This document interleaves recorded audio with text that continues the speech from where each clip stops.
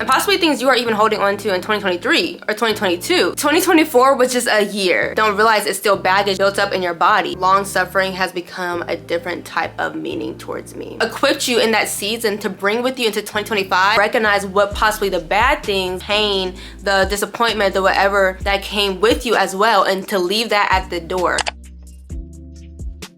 It is the new year. I am so excited to talk to you finally and share something that has been on my heart for a while now. And so I'm hoping that the new year is treating you well. You're taking it slow, you're taking it intentional, you're doing what you need to do to set yourself apart. And that is what this video will be about. I'm going to be sharing 8 things that I am doing for the new year of 2025 and 8 things I think you can possibly be doing as well to add in for 2025. I think right now a lot of people are really planning, really going in, making their vision board. And nothing is wrong with the vision board. I am not saying that at all. And there's just so much noise happening. A lot of people are just ready to just go hard at it into the new year. But it is also okay to take your time. Take your time and rest. Take your time and be intentional. And that's coming from someone that's an excessive planner. And as an excessive planner, if you know how just anxiety inducing that can be. It can just feel like you're just only wanting to catch up and make sure you're staying on top of things as well. But if anything, 2024 has changed a lot for me in the pruning, in the suffering, but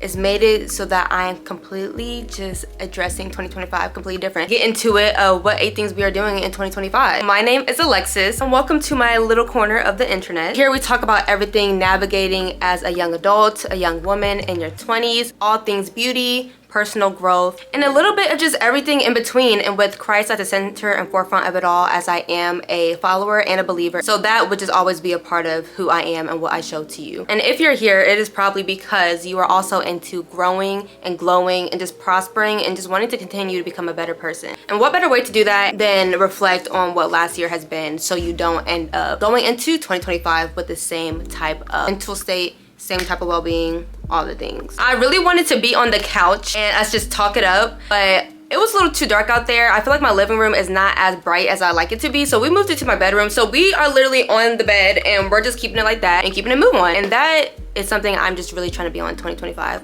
Just don't overthink. Just get into it, you know? So let's get into these 8 things I am doing and you can be doing for 2025. Number 1 of what I am bringing in into 2025, and I have notes on my phone so I don't forget. Being quicker to let go of what was to be open to what is. This last month, I have been so just intentional in my private time with myself, with the Lord, just really hashing out exactly what has happened in 2024. I feel like this sounds so dramatic. 2024 was my worst year. I'm just gonna say it. 2024 was my worst year. I know, and it makes me laugh because it sounds so dramatic, but it was a lot in privacy mostly, as well as some things people knew, but mostly it was kind of like suffering well. I called it my suffering well type of year. 2024 was just a year. The last month, the beginning of this month of 2024, I really just took the time to really sit of what has happened in 2024. What are things that I am holding on to that I need to let go so I do not walk into 2025. And possibly things you are even holding on to in 2023 or 2022, and don't realize it's still baggage that is just built up in your body that you just bring with you year to year to year. But I know what the year has been for 2024, and if you can relate, because I feel like a lot of people, at least people that I have come into spaces with, they also have expressed how 2024 was a particular year for them. Also, 2024 has been a great year for others, but for me personally, it was a different type of year for me. That is when long suffering has become a different type of meaning towards me, if you get what I'm saying. So letting go of what was so you can be open for what is. When I say I have not done excessive planning, yes, I have wrote things down and goals just to get it out of my mind. I can tend to think a lot about things, and so lately I have been writing things out. It almost feels like you're just like letting things come out of you, and so you can see it on paper so you don't have to hoard it in your head. Definitely do that. I think that's a really great thing just to start doing. Letting go of what was. Being open to new possibilities, new opportunities. I have prayed to the Lord that I am so open to new opportunities you have for me this year.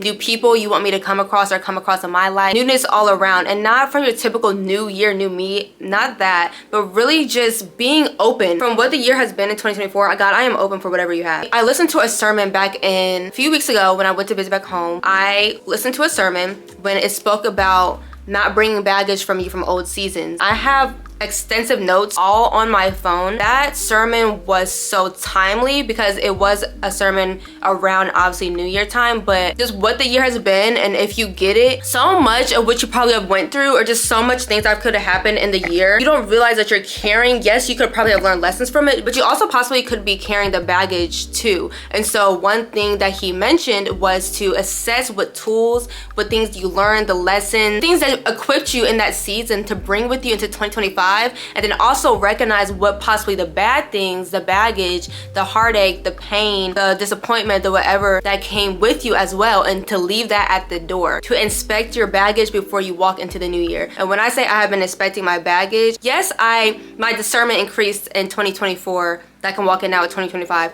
Yes, my fruit of the spirits have increased. Intentionality with things have increased. But what else am I holding on to of what actually happened in 2024? You know what I mean? As number one, letting go of what was, and not saying that very easy, oh, just let go. That's not as simple as we say it to be, but really hashing out, okay, this is what I learned in 2025. This is what happened in 2025. But let me make sure the other parts of it on the back end does not come with me either. Because then it will hold you down into the new year. You want to have space into the new year, that new opportunities, new experiences, all great things to come in, and you won't be able to see it or be able to even sustain it because you're holding on to what has happened. Letting go what was, so to be open for what is. Talking is so different. My mouth is tired, but when I say I do like it because I sometimes think, okay, let me just do a vlog. But there's just so many things that have been in my mind lately. If I just want to sit down and talk to you and just see where things go. And so cheers to that. Number two is also similar to number one, and that is taking the lessons from a past season. I feel like that's also something that's been spoken about before, but this just hit on a different type of level. Yeah, we take the lessons, but also our lessons can be rooted in the pains and the things we experienced too. It's just kind of masked and hurt. So really assessing exactly, you don't have to list every single thing that happened in 2024. I'm not doing that, but it's like really big or kind of repetitive things that happened in 2024 when you feel like 2024 was one of those years where it's like back to back to back to back to back, things just keep happening.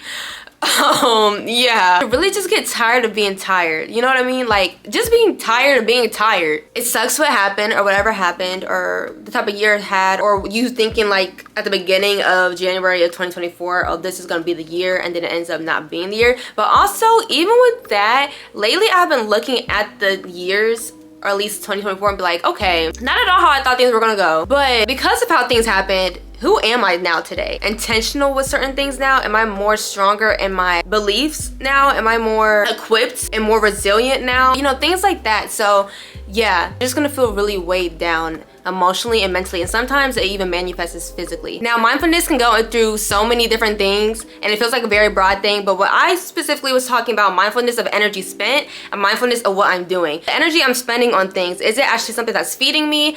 Is it actually helping me to become better or equipping me, or is it just time wasted? Recognizing what I'm doing and being mindful of it and being tuned in, how do I feel when I do it? Do I leave the situation, or do I leave the activity or whatever feeling more down, feeling like my energy was just sucked out of me, or do I leave feeling like okay, or feeling inspired, or feeling like all those good things, you know?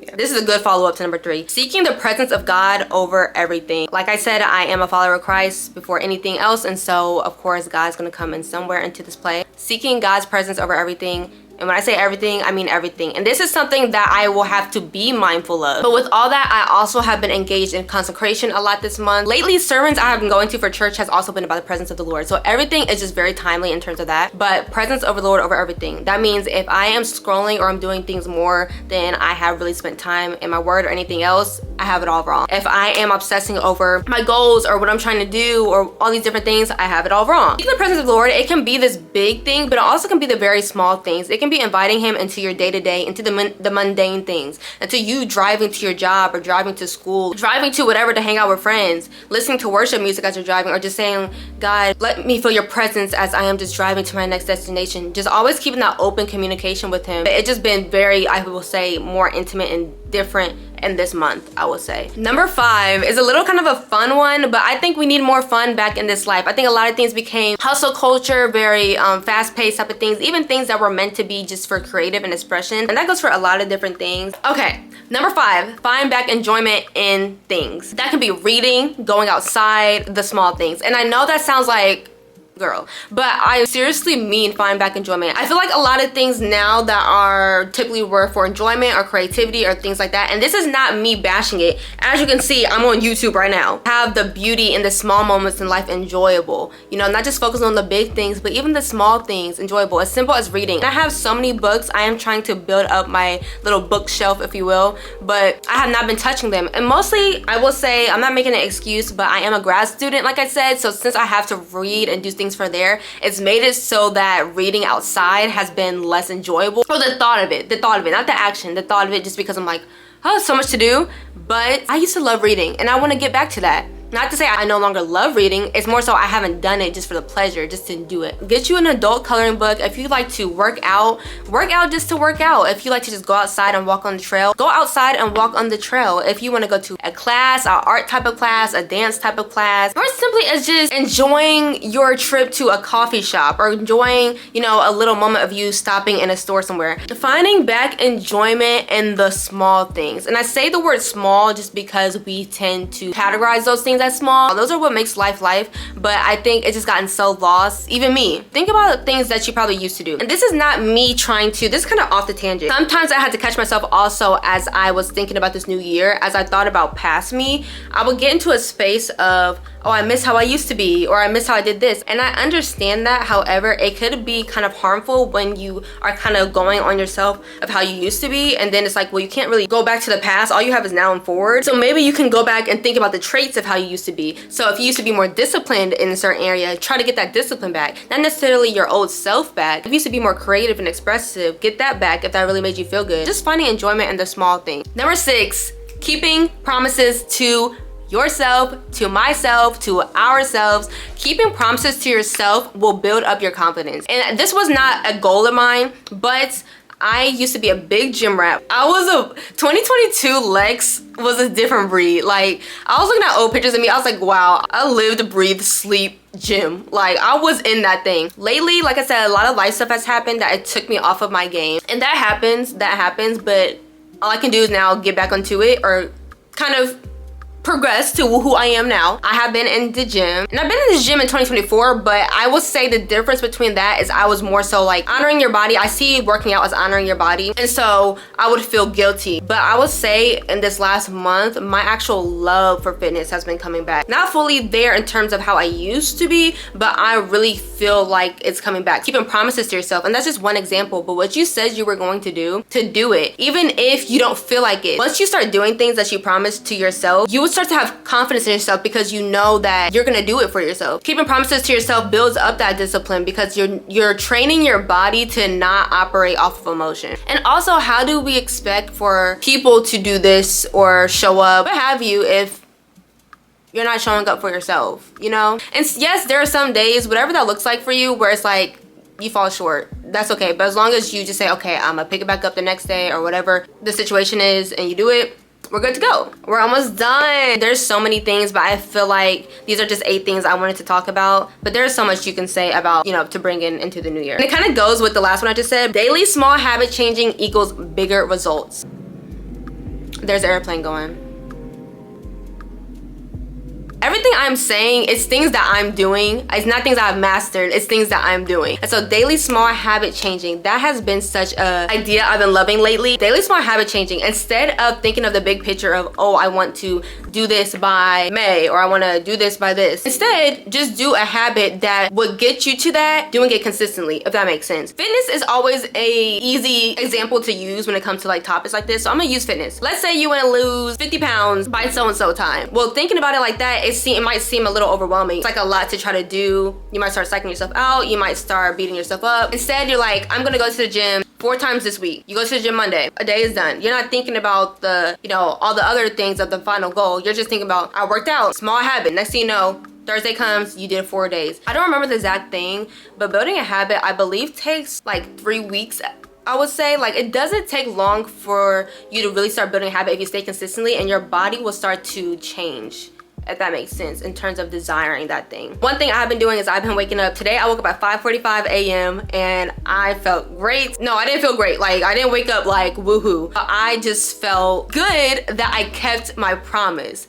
back to point number 6, keep a promise to myself. I kept the promise. And then you start to look back and think like, wow, I remember when I used to struggle with this. Just start looking at things that like daily small habits. It takes off the pressure. With that, it just helps you also be more mindful and be more a part of your own journey. It kind of goes into that destination thing. When you're just doing daily small habits, you also are starting to just like look at life and just living life. Not just trying to get through life, but actually living life. Oh my gosh, we're already at number 8. This is the last one. Number 8, what I'm bringing into 2025 is increased discernment while being open still for newness. Still be sober-minded when it comes to situations, whatever comes into your situation or whatever comes into your life, being inviting of it, but also just making sure to be discerning. It's all about balance. So being wise while still being open for what's next. So those are the 8 things I am bringing into the new year of 2025 that you possibly should be bringing into the new year of 2025. And the last thing, just because we're here, I just want to end it with this and just doing it regardless, knowing what the outcome is, regardless of your situation, what you have, regardless of fear, to just do it. And that's something I'm speaking to myself, and that is something I'm speaking to you. Take that